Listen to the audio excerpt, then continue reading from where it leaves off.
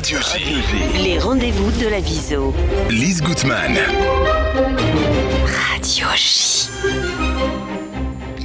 Et ce matin, j'ai le plaisir d'être dans le studio de Radio J avec Maya Termination, qui fait partie de la section Viso à Vive. Maya, bonjour.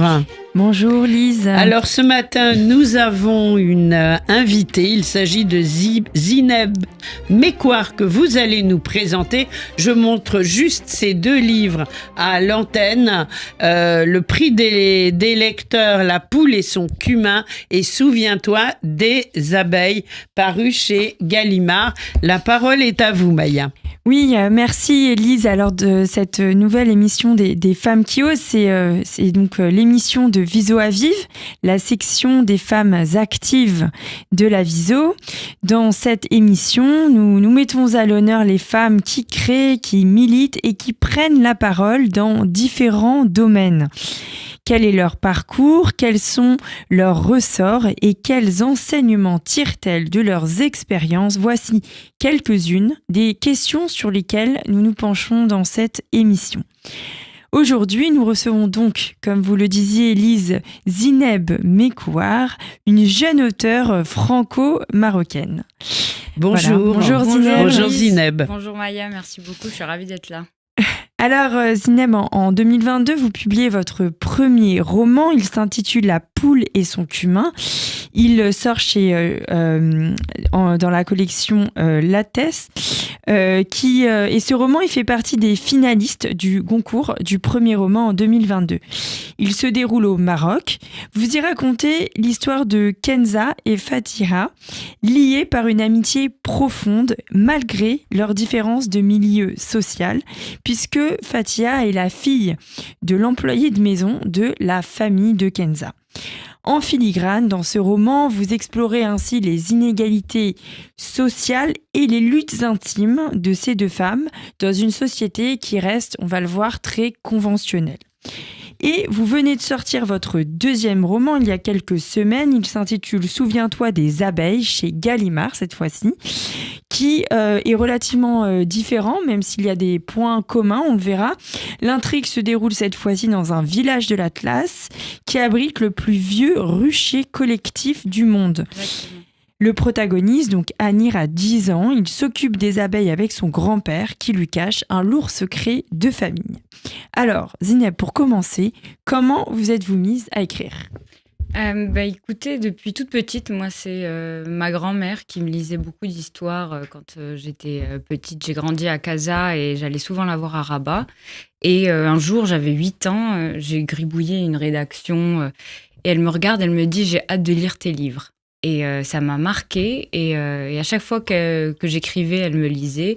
Ça m'a donné du courage. On a un peu besoin de courage dans ce milieu parce qu'il faut persévérer. On n'est pas publié tout de suite. Bien sûr. Et puis, j'ai toujours écrit. Et là, le premier roman publié, c'était La poule et son cumin. D'ailleurs, je le dédicace à ma grand-mère. Et l'un des seuls... une des vraies choses du livre, parce que c'est pas du tout ma vie, c'est le surnom que je lui donnais, Mamizou. Voilà. Ah, c'est mignon. Alors, justement, donc, ce titre, pourquoi la poule et le cumin ? La poule et son cumin, en fait, c'est une expression marocaine de l'arabe marocain. Ah oui, et son cumin, Et pardon, son cumin. c'est moi, oui. Et c'est une expression très orale, qui n'existe pas ailleurs, même dans d'autres pays où on parle arabe, et qui veut dire un peu le beurre et l'argent du beurre, la poule aux œufs d'or, mais dans les relations conjugales. On comprend mieux avec le contexte à la fin du livre. Et je voulais faire un peu un clin d'œil à l'arabe marocain, parce que justement, je parle dans ce premier roman, de la lutte des classes et aussi des langues, parce que quand on est au Maroc, en fonction même de la classe sociale, on va parler plus français, plus anglais maintenant, plus arabe, berbère dans le sud, ou hébreu, parce qu'il y a beaucoup de juifs marocains encore au Maroc. Et du coup, il y a vraiment ce rapport à la langue, et je voulais redonner ces lettres de noblesse à la langue arabe marocaine. Et donc, beaucoup de personnes qui parlent arabe marocain sourient dès qu'ils voient le titre. Ah oui. C'est un clin d'œil, on va Un dire. clin d'œil. Exactement. Alors, pour l'autre clin d'œil, par curiosité, et comme c'est un peu la mode dans mon boulot par ailleurs, j'ai tapé le titre de votre livre sur ChatGPT, Ouais. qui a ouais. commencé à Qu'est-ce qu'il nous a dit, J'ai- ce brave? Je n'ai pas encore fait ça. Et ben, ChatGPT pense que votre roman Zineb parle de nourriture. Ah bah oui, ça m'étonne pas. Voilà. Livre de cuisine, ChatGPT se trompe, mais ChatGPT n'est pas au courant de l'expression la poule et son cumin. Comment on dit en arabe la poule et son cumin? Djajab Kamounha, en arabe marocain. Parce que D'accord. c'est assez différent du classique. D'accord, très bien. Alors, dans La poule et son cumin, Kenza, l'une des deux protagonistes, est une jeune fille de la bourgeoisie marocaine et elle part faire ses études en France, comme vous. Mhm. Est-ce que c'est vous qui vous exprimez à travers ce personnage? Oui, il y a plein de gens qui me demandent. Alors, en fait, non, c'est pas du tout mon histoire, par exemple. En fait, c'est l'histoire de deux jeunes filles, comme vous l'avez dit, qui sont très amies. On les suit de l'enfance à l'adolescence, puis l'âge adulte. Quand elles sont petites, elles sont très proches. C'est presque des sœurs de cœur. Et en fait, au fur et à mesure, il y a la sourde lutte des classes qui Oui, c'est arrive. ça. Et puis, Kenza va à Paris. Je me suis inspirée de ce que je connais, c'est-à-dire le lycée français au Maroc, à Casa. Je connais très bien ce milieu-là. Et je connais le milieu parisien quand on arrive, le milieu des grandes écoles en France. Et du coup, je voulais m'inspirer de ça pour montrer une sorte de parcours classique que les Marocains qui sont au lycée français au Maroc font. Mais je me suis aussi inspirée de beaucoup de ce que mes amis ont vécu. Donc, c'est vraiment un personnage qui... Sa vie serait vraisemblable, mais elle n'a pas existé. Par contre, voilà, dans le livre, parce que ça se passe entre Casa et Paris, il y a des choses que moi j'ai pu vivre ou que d'autres amis ont pu vivre, notamment à un moment, des personnes qui vont lui dire bah tiens, t'es marocaine, ah ben j'ai un ami algérien, ou Ouais. je suis allée en Tunisie l'été dernier. Et en fait, c'est de cet ordre c'est de l'ignorance, c'est pas de la méchanceté. Et je me suis Non. rendu compte en arrivant à Paris qu'il y avait beaucoup d'ignorance de ces pays-là, de ces histoires-là, alors que quand on grandit au Maroc, on connaît très bien, surtout quand on a fait le lycée français, la culture française, etc. Donc on s'attend pas à être l'autre de quelqu'un quand on arrive à Paris. Et puis quelques années plus tard, je suis allée aux États-Unis pour faire un stage. Et quand je disais ah bah oui, je vis à Paris, il y a beaucoup d'amis américains qui me disaient ah bah c'est sympa, moi je suis allée en Italie l'été dernier. Et donc il y avait cette ignorance-là. On est toujours l'ignorant de Exact- quelqu'un ou de quelque exactement. chose. Oui. Et alors ce livre-là, c'est vraiment ça, c'est montrer de manière intime ce que c'est que d'être cette jeunesse qui vient de deux pays, de deux cultures, entre le Maroc et la France. Et bien sûr, ce qui est beau, c'est que c'est universel. Donc moi, j'ai eu pas mal de retours de lecture de personnes qui n'avaient rien à voir avec le Maroc, qui me disaient, bah tiens, je me suis reconnue, le rapport à la grand-mère, le rapport à la double culture et au fait d'être parfois mal compris et de devoir se justifier ou pas finalement. Mais c'est comment on grandit, et là, en l'occurrence, comment on grandit en tant que femme avec ça. Et aujourd'hui, vous êtes plutôt au Maroc, en France, les deux. Vous partagez? Moi, je vis à Paris Oui. et je vais souvent au Maroc. J'ai encore ma famille là-bas et des liens très forts. Et j'aime beaucoup l'Italie aussi, donc j'y vais de temps en temps, mais je suis basée à Paris. D'accord. Alors c'est intéressant ce que vous racontez, ça me fait penser à une anecdote dont on avait discuté, Zineb. C'est moi, ma grand-mère, comme beaucoup de juifs de Tunisie, est venue faire ses études en France après la guerre. Elle est arrivée toute seule à Paris faire ses études de pharmacie. Et au début de l'année, lorsque une jeune fille de sa classe se rend compte qu'elle vient de Tunisie, elle lui dit « Eh bien, est-ce que vous connaissez les Martins d'Alger ?» C'est Et ça m'a fait beaucoup rigoler. Et je pense que, par contre, ce qui est étonnant, c'est quand même plus étonnant que ça se passe comme ça encore maintenant. Bon, dans les années 50, je veux bien, mais enfin bref. Je pense que c'est de toute époque. Hein. Moi, j'ai eu des trucs du genre, tu parles bien français. Enfin voilà, c'est des... Mais c'est pas, encore une fois, c'est pas méchant, mais à un moment dans le livre, il y a des lettres à la grand-mère, donc Kenza qui parle à sa grand-mère, qui lui donne son ressenti sur la France et qui lui dit mais parfois la France manque de voyage, par la route ou par les mots. Et je trouve ça assez vrai parce que Et la littérature permet ça. Alors, voyager permet de voir qu'en fait, on est tous pareils. On a tous les mêmes peurs, les mêmes joies, les mêmes émotions. Et la littérature permet de se mettre à la place de l'autre. Et donc, quelqu'un, on aurait peut-être des idées reçues sur telle ou telle personne, tel ou tel pays, telle ou telle époque. La littérature permet de se mettre à la place de cette personne et de se rendre compte qu'en fait, on vit tous les mêmes choses. Donc, c'est pour ça que je voulais en faire un roman. Dernière question sur Kenza. Alors, déjà, vous vous défendez d'avoir basé Kenza sur votre vie. C'est une inspiration.